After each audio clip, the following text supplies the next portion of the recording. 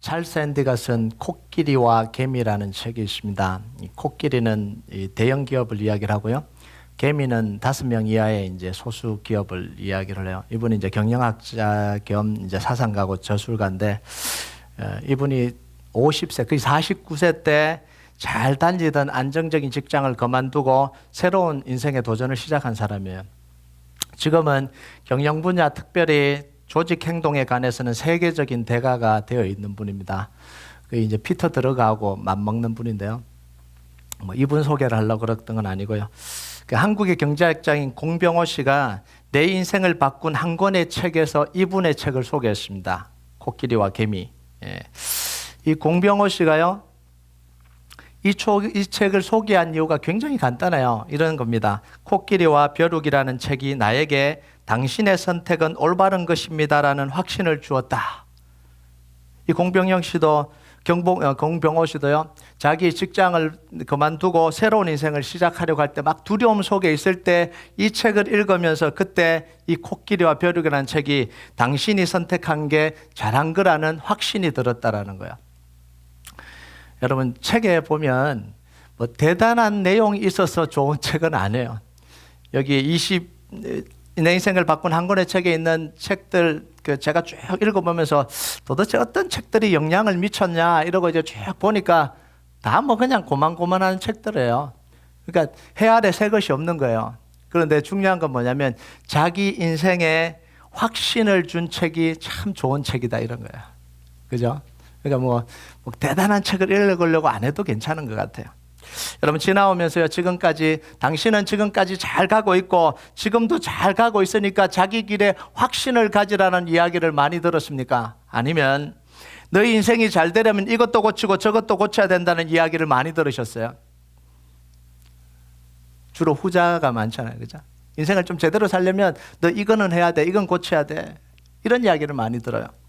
우리 생각 속에요, 상담이나 조언은 늘 어떤 거냐면 약점을 찾아내고 부족한 걸 발견해서 고쳐주는 거라고 생각을 합니다. 상담하는 사람이 너는 다 좋은데 요게 문제야. 너 다 좋은데, 성격도 좋고 다 좋은데 요게 문제야. 요거 고치면 돼. 요것만 고쳐. 이게 상담인 줄 알아요. 그리고 상담하는 사람이 이렇게 합니다. 나 정도 되니까 이런 조언을 해줄 수 있는 거야, 이러는 거야. 다른 사람 잘 몰라. 나 정도 되니까 이런 조언을 해주지, 이렇게 이야기를 해요. 또 어떤 경우는요, 잘하고 있으니까 걱정하지 말고 확신을 가져, 이렇게 이야기를 했는데도 상담받는 사람이 뭐라고 이야기를 하냐면 굳이 자기의 부족함이 뭔지를 설명해 달래요.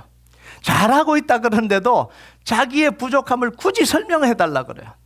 그래서 없다고, 괜찮다고 그러면 뭐라 그러냐면요, 솔직하게 말해 주세요. 괜찮으니까 솔직하게 말해주세요, 이렇게 이야기를 해요. 그래서 진짜 솔직하게 이야기해버리면 자존심 다 깎아버리고 막 문제 일으켜버리잖아요. 이게 지금 오늘날 우리가 하고 있는 모습이에요. 그런데 하나님은요, 우리의 부족함을 찾아서 말씀하시는 분이 아니더라고요. 성경을 쭉 읽어보면 하나님은 너 이거 부족해, 너 이거 부족해, 이거 부족해, 이렇게 말씀하시는 분이 아니에요. 오히려 없는 가능성도 찾아서 격려하시는 분이 우리 하나님이에요. 포도주 틀에서 이 소심하게 숨어서 타작하는 이 기도원에게 하나님이 찾아오셔서 너 언제까지 그렇게 소심하게 살래? 너 그것 때문에 인생이 안 되는 거야. 이렇게 해야 될 것 같은데 뭐라고 이야기해요? 큰 용사여, 여호와께서 너와 함께 계시도다. 네 손으로, 너 손으로 이스라엘을 구원하라, 이렇게 이야기를 해요. 실패와 배신의 상처를 안고 40년 동안 사막에 갇혀서 살아가던 이 모세에게 오셔갖고 뭐라 그러냐면 넌 아직도 그 상처에 쌓여있냐? 몇 년 지났냐? 40년 동안 그러고 있냐? 바보 같은 인생, 그렇게 살지 마라. 그렇게 해야 될 것 같은데 그렇게 말씀하지 않으시고요, 내 백성을 애굽에서 인도하여 내게 하리라, 이렇게 이야기를 해요.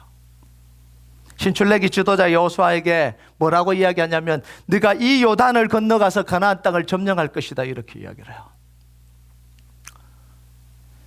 여러분, 오늘 말씀도 잘 보면 한 사람을 격려하고 세우시려고 하는 하나님의 그 의도가 보입니다. 그러니까 오늘 말씀을 잘 봐야 돼요. 잘못 보면 오해를 하게 됩니다. 그럼 15절을 같이 한번 읽어볼까요? 15절 같이 읽겠습니다. 시작.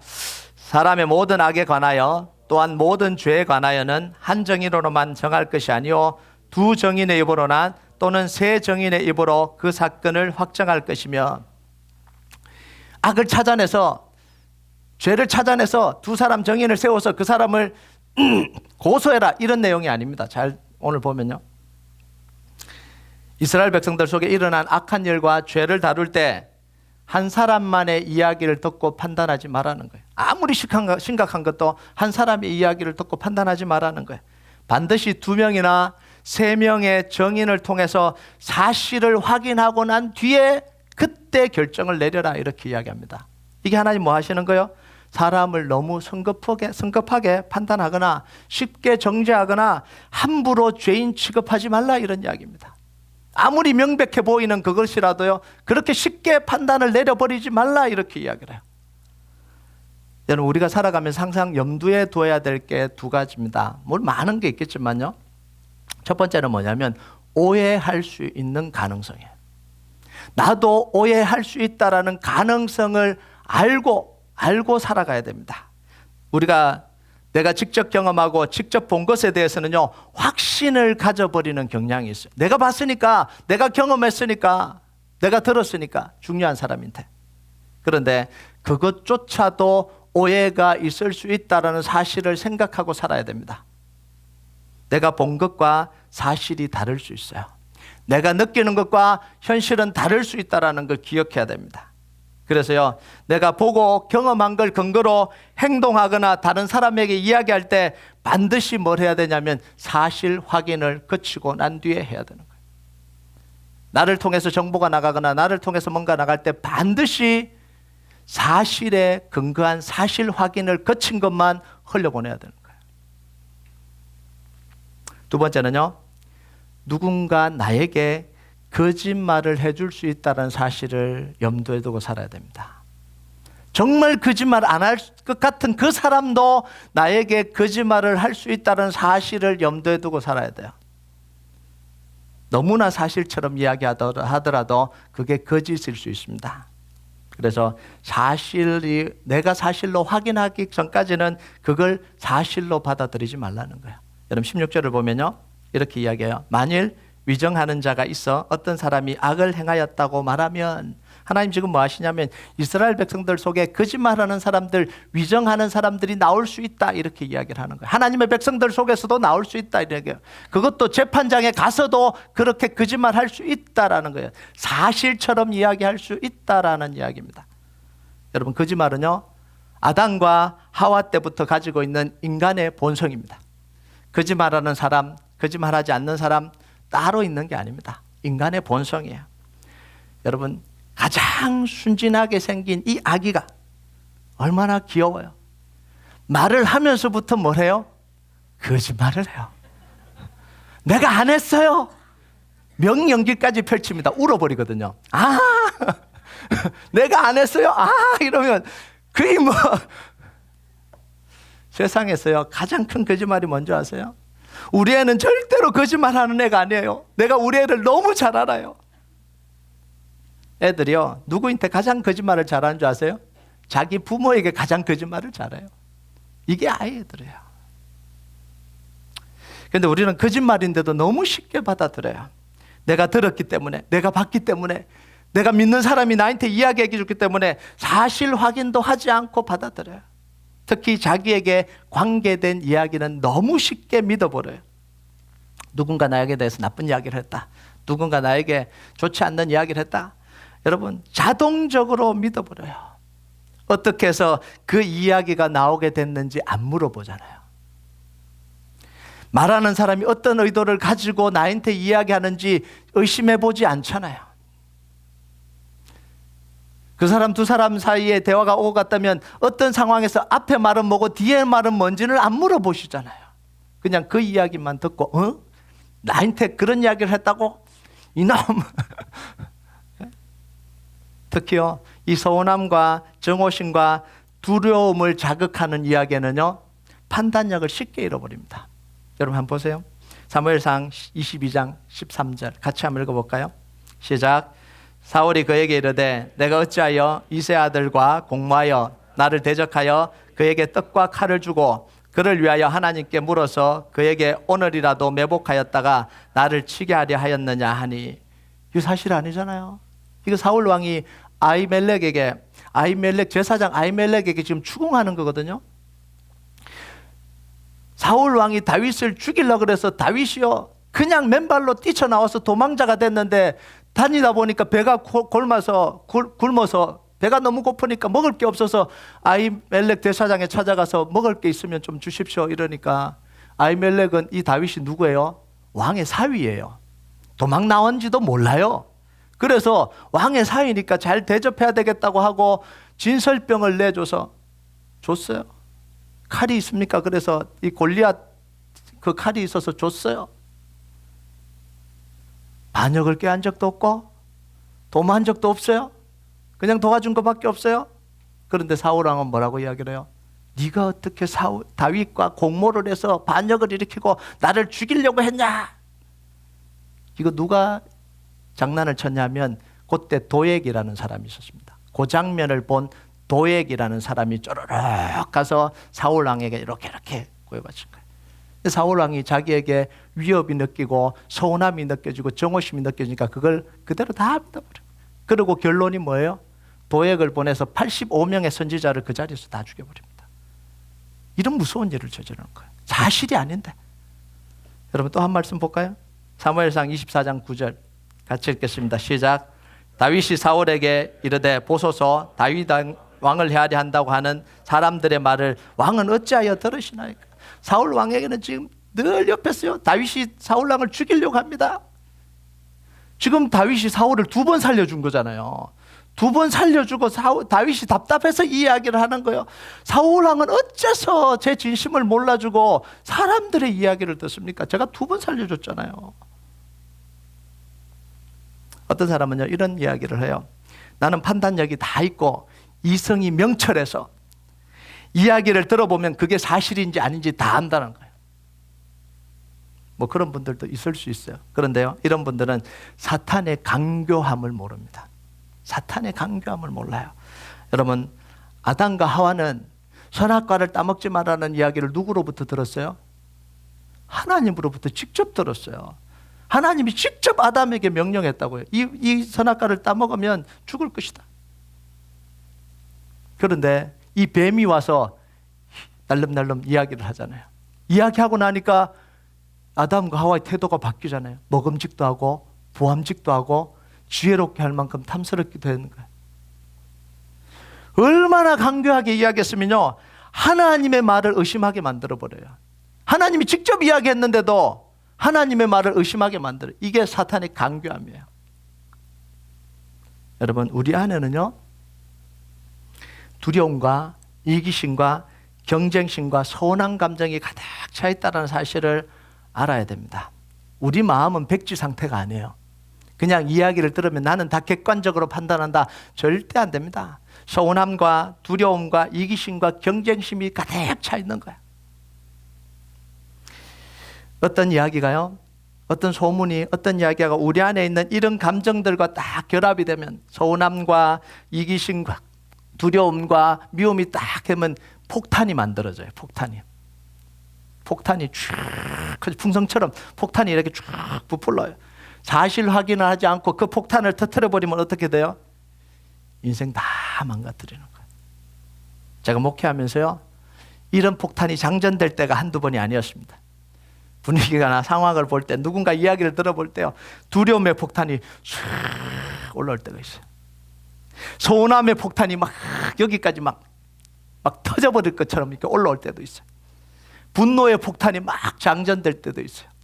예배 강단에 올라왔는데도 분노의 폭탄이 이렇게 막 올라올 때도 있어요. 예배 드리다가 막 터뜨려버리면 어떻게 돼요?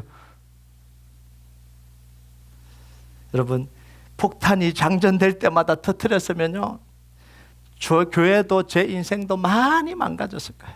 많이 망가졌을 거예요. 그런데 기도하면서요 천천히 사실을 확인해보고 그게 기도해보니까 그게 사실이 아니라는 걸 알게 됩니다. 그리고 어떤 때는요 오히려 사실과 정반대인 경우들도 막 종종 있어요.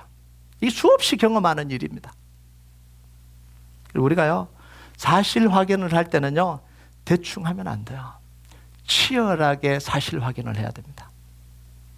17절을 볼까요? 17절 보면 그 논쟁하는 쌍방이 같이 하나님 앞에 나아가 그 당시에 제사장과 재판장 앞에 설 것이요. 자, 누군가 고소를 하면요, 그 사람의 이야기가 한 사람만의 이야기를 듣고 판단하지 말라는 거예요. 아무리 파렴치한 인간이라도 그 이야기를 들으면 죽일 놈이더라도 그 사람의 이야기만 듣고 판단하지 말라는 거예요. 반드시 누구요? 고소당한 상대방의 이야기를 들으라는 거예요. 그것만으로 끝내지 말라는 거예요. 누구 앞에서 이야기하라고요? 하나님 앞에서 이야기하라는 거예요. 여러분, 하나님 앞에서 이야기하는데 거짓말 할 수 있어요, 없어요? 거짓말 잘해요. 예? 거짓말 잘해요. 예수 이름으로 거짓말 하잖아요. 교회 이름으로 거짓말 하잖아요. 잘해요. 그래서 누구 앞에서 또 하라 그랬어요? 제사장과 재판장 앞에서 그 이야기를 하라는 거예요. 여러분, 얼마나 치열하게 사실 확인을 하는가. 하나의 결론을 내리기까지 치열하게 사실 확인을 하라는 거예요. 여러분, 오해와 거짓을 넘어서 사실 확인을 하는 건요, 쉽지 않은 작업이에요. 사람들의 이야기를 이쪽 이야기 저쪽 이야기 듣는다고 사실 확인이 되는 게 아닙니다. 자기의 두려움과 싸워야 되고요, 자기 안에 감정과 싸워야 되고요, 자기 안에 이기심과 싸워야 되고요, 자기 안에 이 죄와 싸워야 비로소 사실 확인이 돼요. 그래야 그게 진실이에요. 이 사람 이야기 듣고 저 사람 이야기 듣고 내가 재판장이 돼서 하는 그 이야기가 아니에요. 내 안에 있는 이 두려움과 이 감정과 이기심과 서운함과 불안함과 이 분노와 싸워 이겨야 비로소 사실이 나와요. 치열하게 사실 확인하라는 거예요. 여러분, 다윗이 도망자로 살아가면서요, 얼마나 많은 이야기 들었을까요? 얼마나 많은 소문 들었을까요? 부하들의 이야기, 대적들의 이야기, 백성들의 이야기, 배신한다는 이야기, 사람들이 자기를 욕한다는 이야기, 사울이 자기를 잡으러 온다는 이야기, 오늘 밤에 들이닥친다는 이야기. 여러분, 다윗이 데리고 있었던 400명, 나중에는 600명은 다 어떤 사람이에요? 마음이 원통한 자들, 쫓겨난 자들, 이런 사람들이 모인 거예요. 건강하고 좋고 다윗을 사랑하고 정말 다윗을 존경하고 이런 사람들이 모인 게 아니잖아요. 여기서 상처받고 저기서 상처받고 갈 데 없고 오갈 데 없고 인정받지 못했고 그런 사람들을 400명 모아놓고 대장질 한다고 한번 생각해 보세요. 얼마나 많은 사람들이 다윗을 향해서 그 별의별 이야기를 다 하겠어요. 이야기를 들을 때마다 두려움의 폭탄이 막 장전되고요. 서운함의 폭탄이 장전. 내가 이들을 거둬서 지금 400명 데리고 지금까지 왔는데 그런 이야기는 하고 있는다고 서러움의 폭탄이 막 장전되고 터뜨려버려야지 막 이런 생각이 확 올라오잖아요. 그때 다윗이 뭘 해요? 시편 62편 1절 2절 같이 한번 읽어볼까요? 같이 읽겠습니다. 시작. 나의 영혼이 잠잠히 하나님만 바라며 나의 구원이 그에게서 나오는도다. 오직 그만이 나의 반석이요 나의 구원이시요 나의 요새시니 내가 크게 흔들리지 아니하리로다. 이때 뭐 한다고요? 잠잠히 하나님을 바라보는 거예요. 잠잠히 하나님을 바라보고 엎드려서 기도하고 두려움의 폭탄, 이 서운함의 폭탄, 분노의 폭탄이 있을 때 자기 죄와 싸우고 자기의 감정과 싸우고 자기 마음과 싸우는 거예요. 그러고는 결론을 내립니다. 시편 112편 7절 같이 읽읍시다. 시작. 그는 흉한 소문을 두려워하지 아니하며 여호와를 의뢰하고 그의 마음을 굳게 정하였도다. 사실 확인이 된 거예요. 내가 흉한 소문을 두려워하지 말아야 되겠다. 그리고 여호와를 의뢰하고 그 마음을 굳게 정했습니다. 그러니까 그 다윗의 공동체가 파괴가 안 된 거예요. 다윗이 그러지 않았다면 그 공동체 수십 번 파괴됐을 거예요. 결단 나도 수십 번 결단 났을 거고요. 다윗의 인생은 그냥 폭탄 터뜨리면서 끝났을 거예요.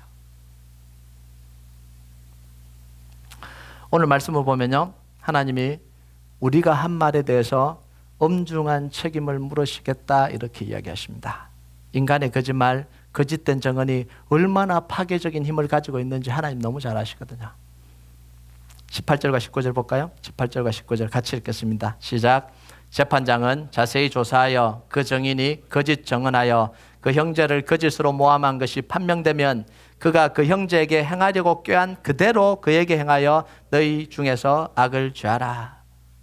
여러분, 재판장이 조사해서 증인이 한 말이 거짓이고 형제를 모함한 걸로 드러나면 그 사람이 하려고 했던 그대로 갚아주라, 이렇게 이야기를 해요. 좀 무서운 이야기 하시잖아요, 지금.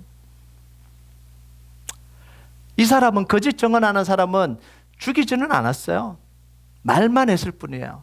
그런데 하나님 뭐라고요? 말한 그 사람에게 하려고 했던 대로 갚아주라는 거예요. 이 형제를 죽이려고 모함을 했다면 안 죽인 거잖아요. 그런데 이 모함한 사람을 죽이라, 이렇게 이야기를 한 거예요. 그래서 뭐라고 이야기해요? 눈에는 눈으로, 이에는 이로, 발에는 발로 긍휼히 여기지 말라는 거예요.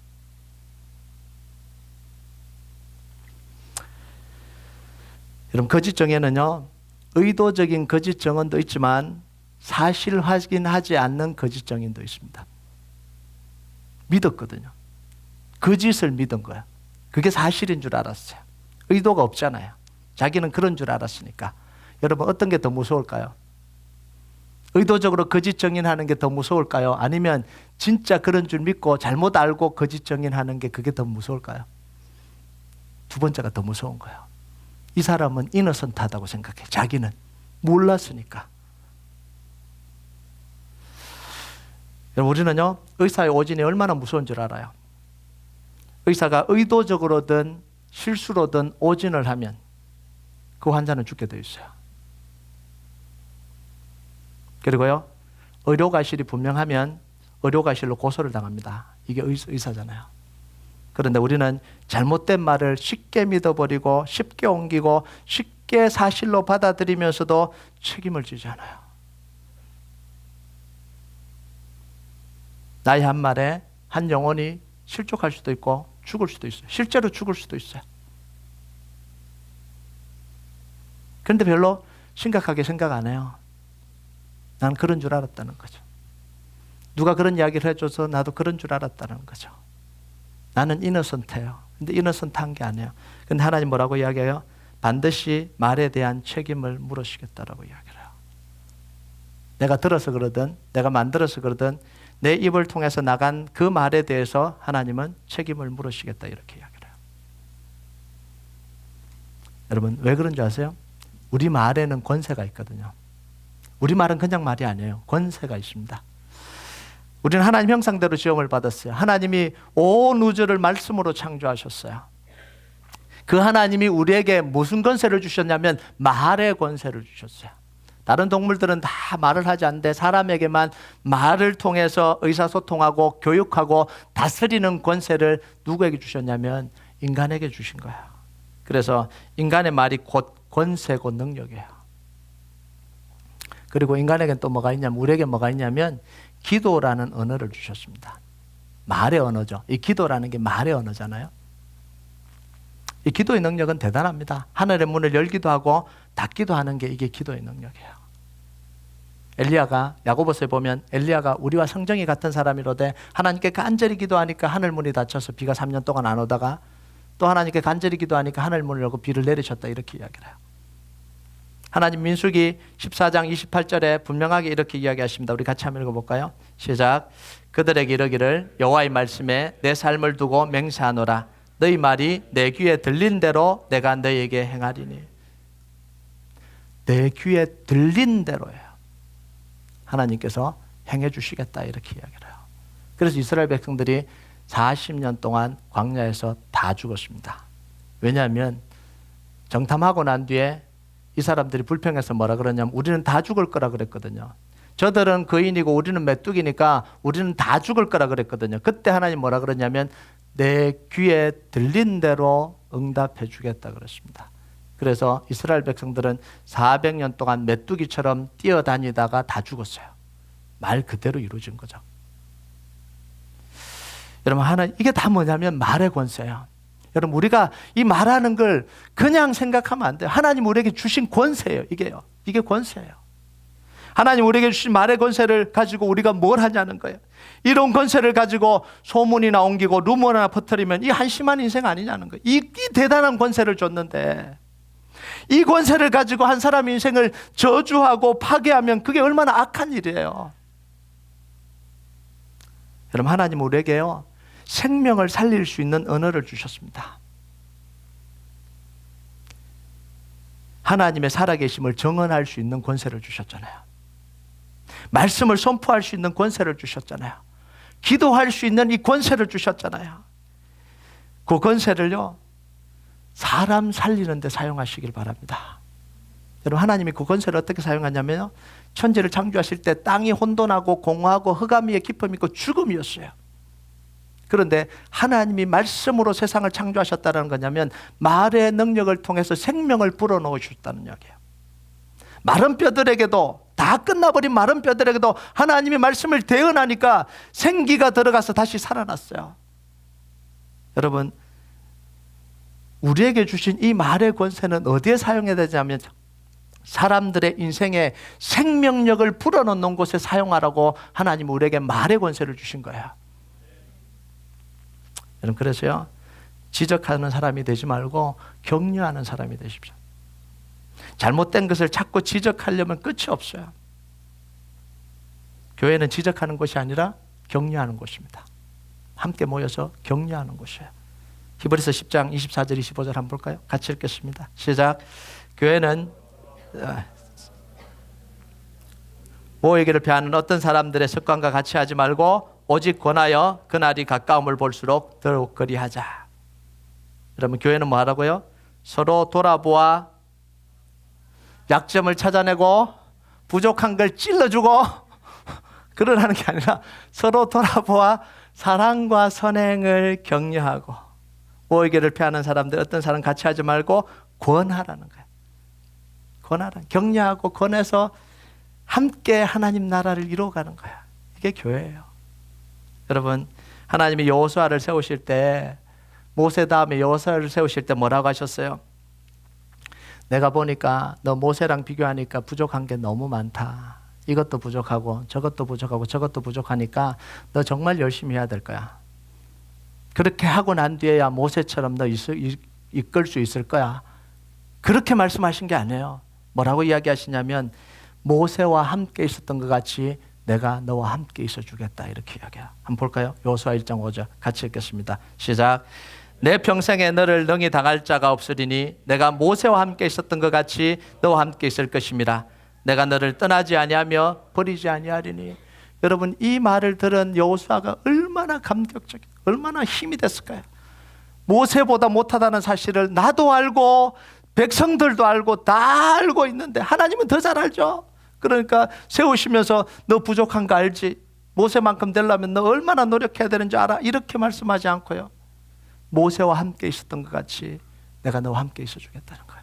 이 요단강을 건너라, 땅을 차지하라, 이렇게 해주시는 거예요. 여러분, 우리가 십자가를 통해서 구원 얻었다는 건 우리의 몸과 영혼만 구원 얻은 게 아닙니다. 우리의 언어도 구원 얻은 겁니다. 아멘 하십니까? 이거예요. 우리의 몸과 영혼이 거듭났다면 우리 언어도 거듭나야 됩니다. 근데 우리 몸과 영혼만 거듭나고 언어는 자꾸 안 거듭날라 그래요. 같이 거듭났습니다. 우리 언어가 하나님을 닮았어요. 하나님은 언어를 생명력을 주시는 데 사용하잖아요. 생명을 불어넣는 데 사용하잖아요. 파괴하는 데 사용하지 않으십니다. 어디 가나 생명력을 불어넣는 데 사용하세요. 여러분, 여러분의 언어가 생명력을 불어넣고 소망을 주고 사람의 영혼을 살리는 곳에 쓰임받는 축복이 있길 주님의 이름으로 축복합니다. 우리 찬양하도록 하겠습니다. 우리 찬양 하나님 앞에 좀 드렸으면 좋겠어요. 우리 속에 서러움의 폭탄, 두려움의 폭탄, 원망의 폭탄, 분노의 폭탄이 장전될 때 그것에 우리가 다 흐트려서 죽어버리는 게 아니라 우리의 영혼이 잠잠히 하나님을 바라보며 하나님의 구원 반석이 되시고 우리의 구원이 되시고 반석이 되신 하나님께 나아가 잠잠히 엎드리고 나의 이기심과 싸우고 나의 죄와 싸우고 나의 분노와 싸워서 정말 하나님이 주시려고 하는 이 은혜를 우리가 누릴 수 있게 달라고요. 이 시간 우리가 좀 찬양으로 같이 고백하도록 하겠습니다. 나의 영혼이 잠잠히 하나님만 바라며 나의 영혼이 잠잠히 하나님만 바라며 나의 구원이 그에게서 나는도다. 나의 구원이 그에게서 나는도다. 나의 영혼아 잠잠히 하나님만 바라라. 나의 영혼아 잠잠히 하나님만 바라라. 나의 소망이 저에게서 나는도다. 나의 소망이 저에게서 나는도다.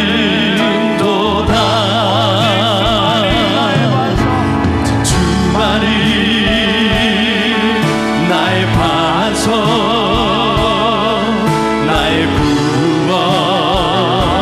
구원이시니 오직 주만이 나의 산소 주만이 나의 산소 내가 요동치 아니하리. 오직 주만이 나의 산소 나의 구원이시니 오직 주만이 나의 산소 오직 주만이 나의 산소 내가 요동치 아니하리. 나의 영혼이 간절히 여호와를 갈망합니다. 나의 영혼이 간절히 여호와를 갈망하며 나의 입술이 여호와를 찬양하리. 나의 입술이 여호와를 찬양하리. 나의 영혼이 즐거이 여호와를 따르리니 나의 영혼이